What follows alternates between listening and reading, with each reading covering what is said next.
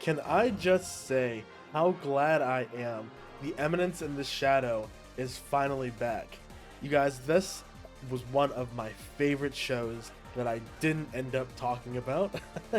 I did talk about how much I loved the first season in my tier list, so people who have been following the channel for a while know that I love this show, and I am so glad that season 2 is off to as great of a start as it could be. We're going to be talking about the first 2 episodes of Eminence in the Shadow today, just the first 2, because season 2 has brought us some absolute gold so far. As you can see, the blood moon is upon us. In the land of the lawless city, the blood queen will rise or whatever.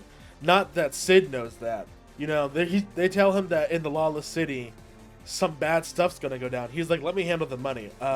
This matter.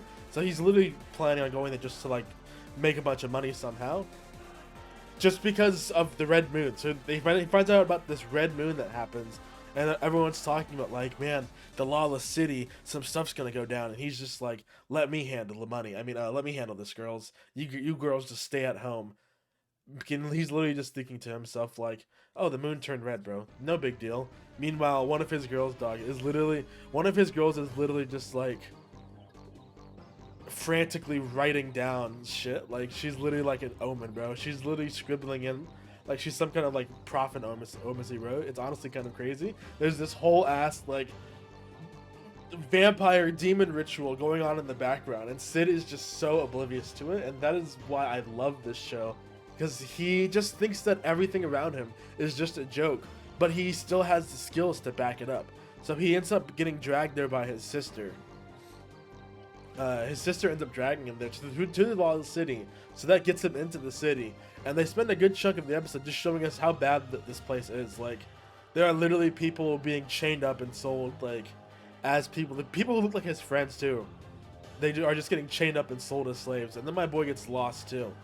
And this is like the lawless city, yo. This is like crime city. When you think of a crime city in anime, this is what this place is. Someone steals his wallet, then he uses his slime and gets back 2 wallets. And he's just like sitting there with his hand, and someone else walks past. And without even missing a beat, they literally take his wallet again. And what does he do? Well, he uses his slime, and he gets back 3. And he is literally just having a blast. He is so unconcerned with anything going on around him. I like that wanted poster in the background. I'm kind of blocking it, but there's this elf girl here. I feel like she's important to this. I don't know where or how, but I feel like she's important. So yeah, without missing a beat, Sid has already gotten himself involved in some crazy occurrences, and then the red moon starts shining, bro. And literally everything starts going down, bro. Literally, he's walking down the alley, and he sees goblins go out. Not even goblins, ghouls. Literally, like, vampire underlings taking over the city. And just before Sid is about to get gobbled up by zombies, what do we see? Guys, you are not good. It's just like, I love how he gets saved by what's-her-face, Mary. And then she tells him like, behold, or whatever. She's like, I am Mary. Run if you value your life. The frenzy has begun. And he's like, what's happening? She's like, the blood moon is upon us. And she gives him the cool hero one-liner. And it's so funny because if you saw the episode, you know that Sid will literally, none of these guys matter. Sid, he sees this girl getting attacked by a ghoul, busts in and saves her, and says, run if you value your life. The frenzy has begun. We're out of time. So he's literally just he gets saved by Mary and just starts running around in shadow, telling everybody else the exact same thing that she told him. But he's literally just doing it to seem cool. It's just, that was just my favorite part of this episode. That's all he says for the next like 2 episodes, is every time he meets someone, he just says the same thing. Meanwhile, you got the Blood Queen in one tower, and then in the courtyard of the towers, we've got the fucking, we've got, what's their face? The blue fox lady, the white fox lady, and the big, like, buff dude from the There's some big buff dude from like a tower or something. There's like 3 separate towers. These are like the rulers. There's the Blood Queen. There's the big buff guy, and Sid literally slams down in the middle of their super epic battle in the middle of the town square in the night of the blood moon in front of the Tower of Blood or whatever the fuck. And it just, makes his grand entrance with his crowbars, bro. Literally slams down, jumps in between the two people, and he's like, I am Shadow. The Blood Queen is upon us. The time is near. The frenzy comes closer. So I just love him getting involved in this episode. And then Mary and his sister teaming up together to try to storm the castle, It's freaking fun. We've got a lot of pieces being put together. There's just so much stuff clicking on in the background. So much stuff happens in these episodes. I honestly love it. So we even move into episode 2, where Mary and Co, they continued their raid on the tower. Meanwhile, Sid is fucking around in the courtyard, making grand entrances, and they're like, "Oh, I know you. You're Shadow." And he's like, he literally just says the same thing again. It was like, "The blood moon is upon us. We don't have time." And this guy's literally trying to watch over them. He's just like some random nobody. He was in the first episode. He tries to pull up on Sid, and dude looks over it. His arm, bro, dude, Sid messes this guy up. It was so bad to see. And then Sid has the nerve to say, "We're out of time. The frenzy is upon us." So this man is just like completely playing around with everyone's lives. None of this is serious at all for him. Meanwhile, we have like entire like whole ass like character meeting up and having revelations. His sister and Mary ran into Shadow Garden as they're literally sneaking there. They literally snuck in there just to go like raid the library. Now, I don't even think Sid knows that they're there. I literally just think that they're there raiding the library without his permission. And she's number 666, the newest recruit from the end of the last season. She almost blows her cover by getting too involved, asking about Sid. But it's just so funny to see them, like, all of this stuff going on in the background. This dude, motherfucking, the big boss of the Black Tower, or whatever his name is just over here beating up number 4, number 5, and the Lost Number. Like, this dude is so powerful, he doesn't even have a number in, like, the Demon Slayer Society. Dude is literally the Lost Number, and he's just, like, gone now. So tell me my dude immediately just turns around, pulls up, and just literally just smacks Sid's sister in the face, bro. Just crushes this poor girl, dog. They're having this whole ass like battle out here fighting for their lives, y'all. This dude is like, "Oh, you guys are vampires? All right, I'm gonna just kill you." And they are just like, he's just like, "Man, you're the first person to ever get me this close." She's like, "You're the first person to ever punch me in the face." In the second person. So I just love this series. This show, it's just fun to follow along because there's so much stuff that happens. And then of course she gets hit.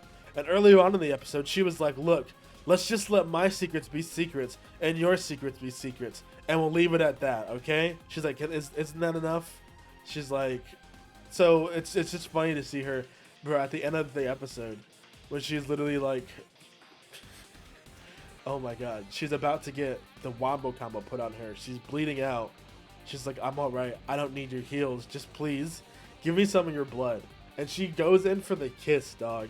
She sees that she's bleeding and she goes in for the kiss because, of course, her secret is that she's a vampire.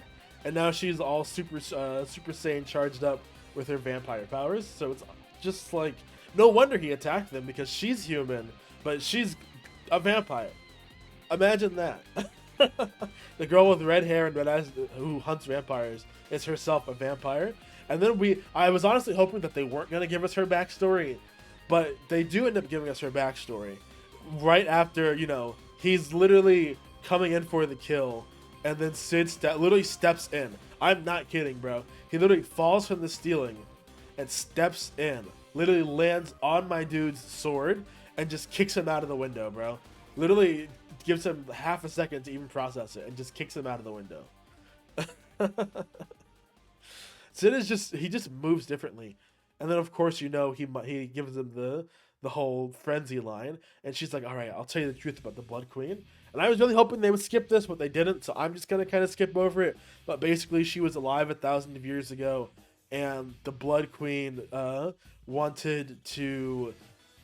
She was like one of the last vampires. She wanted to use her powers to make a place where humans and vampires can live in harmony or whatever. But then the Blood Moon happened, and she went on a total feeding frenzy, which I guess is kind of important. So I probably shouldn't want to skip over it because her feeding frenzy lasted 3 days and 3 nights. That's why vampires are so hated, but it's only because of the Blood Moon or something that has to do with their powers. So she tried to kill herself, and she disintegrated, but her heart still remains because she's the vampire queen. And now this vampire dude Crimson is over here trying to resurrect the vampire queen by putting her heart into someone else and causing another frenzy. And so Sid pulls up to the treasury room. What does this have to do with anything? Well, my boy is like literally like, what can I steal that? What can I do to get this money? Because he mentioned that he wants some money. He's like, what can I steal that has, you know, that's easy to steal? This elephant is too gaudy. This painting, I have enough art. I think the painting is from Pan Go.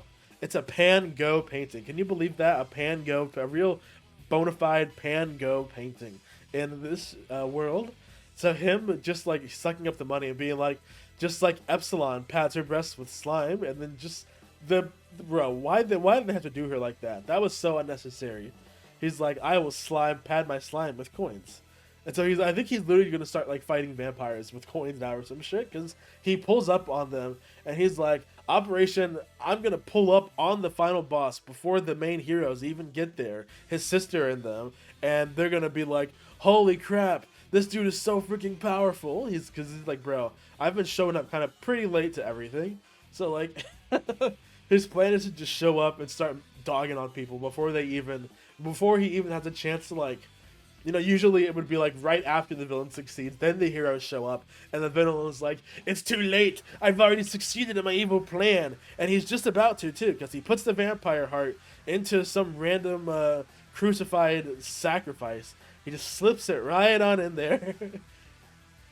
And then he's like, my dearly beloved, the rise of the vampires, and Sid literally drops him from behind without even saying a word. And if you've seen this show, if you know, bro just went atomic and just completely vaporized the entire level before the fight even started, bro. They didn't even get there. Dude set off the world's biggest, like, an actual tactical nuke on this AoE. A real AoE attack. And then also, after the weird credit scene, I'm sorry you guys had to see that, but literally the vampire's heart is just on the floor, bleeding. So he kind of like I think he just vaporized everyone and interrupted the process, vaporized the body too. So the vampire queen probably isn't even going to be coming back at this point, I don't even think. And he's just like saying his whole speech again. The frenzy is beginning, the moon is red, there's little time remaining. But he's like, wait, there's supposed to be a little bit of time, right? Because I don't even know, I feel like he's been waiting up there for a while because the dust has already settled, but he doesn't realize that he already interrupted the whole like vamp purification process. So he's literally just like, bro, wait, did I screw the gun? Did I screw the pooch? So honestly, just in love with this show. Love this episode. Leave a like if you guys like this episode. And what did you guys think? Did Sid just accidentally defeat the shadow boss and the final boss in the single blow? Because if she didn't get resurrected and her heart is still on the floor, then like they're gonna pull up and be like, oh, Shadow has the vampire queen's heart. This is what he was after the entire time, was he was trying to steal the vampire queen's heart or something.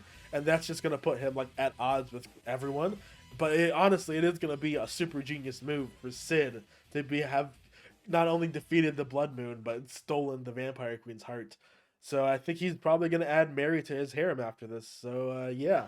If you guys think Mary's going to be a good addition to the harem, let me know in the comments down below, and I will see you guys in the next video. Peace.